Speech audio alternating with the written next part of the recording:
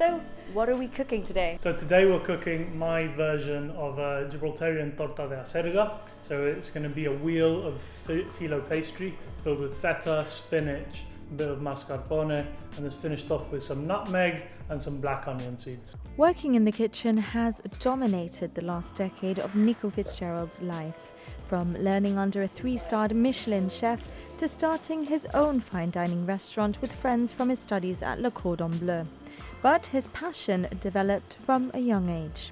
As most Gibraltarian kids, I grew up under my grandmother's kitchen table, cooking with my mum on the weekends, that kind of thing. So really being able to cook as a family, being able to take part in the kitchen, really set sort of that little spark under me as a kid. As I grew up, that became more of a passion. I started to cook my own stuff, eventually, cooking with caterers in Gibraltar like Poppy Perez, and then going off and eventually becoming a chef student in London. And now Nico takes on one of his most exciting projects yet, Masterchef, The Professionals. It's nerve-wracking knowing that millions of people are going to be watching me on television, but at the same time I'm excited to show everybody what it is that I can do and sort of give a sense of my personality as a chef and as a Gibraltarian as well. Getting on the show is no easy feat, with some 10,000 applicants hungry for the opportunity. Part of the application process, which started back in April, was creating a 3-course meal.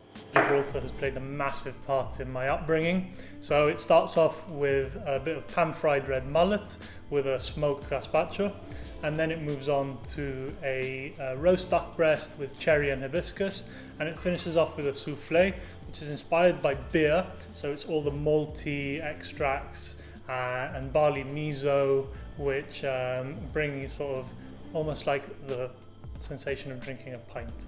I'm sure the viewers are getting very hungry listening to you. Today we've witnessed you making a torta de acerga, a Gibraltarian classic, like you say, which has had a huge influence in your cooking. So tell us a little bit more about the types of foods growing up that have influenced the dishes you create today, Gibraltarian or perhaps even further afield.